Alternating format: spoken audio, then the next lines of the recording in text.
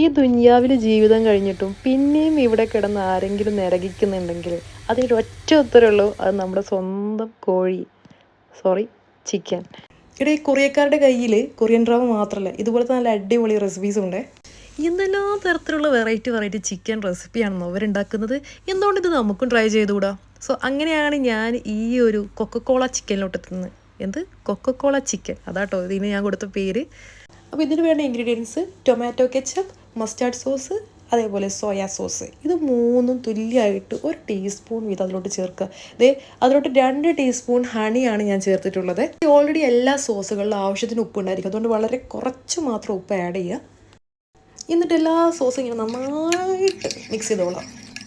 മിക്സായ ശേഷം ഒരു fry pan എടുത്ത് അതിലോട്ട് കുറച്ച് ഒലീവ് ഓയിൽ ചേർക്കുക, അതേപോലെ 3 ബട്ടർ. ഈ ബട്ടർ അടി പിടിക്കാതിരിക്കാനാട്ടോ ആദ്യം തന്നെ ഓയിൽ ചേർക്കുന്നത്. അത് മെൽറ്റായ ശേഷം അതിലോട്ട് കുറച്ച് ഗാർലിക്ക്, പിന്നെ ആ ഗാർലിക്കിലോട്ട് വേണം നമ്മുടെ കോഴിയെ വെക്കാൻ. അപ്പോൾ ഓർത്തോളാം, 1 മണിക്കൂർ നിങ്ങൾ ആ കൊക്കക്കോളയിൽ മുങ്ങിക്കിടക്കണം. വീണ്ടും തെറ്റി, നിങ്ങളല്ല, നിങ്ങളുടെ കോഴി. ഓക്കെ, ഈ സോസിലോട്ട് നേരത്തെ കുരുമുളക് ഇടാൻ മറന്നുമായിരുന്നു, നിങ്ങളത് ചേർക്കണം.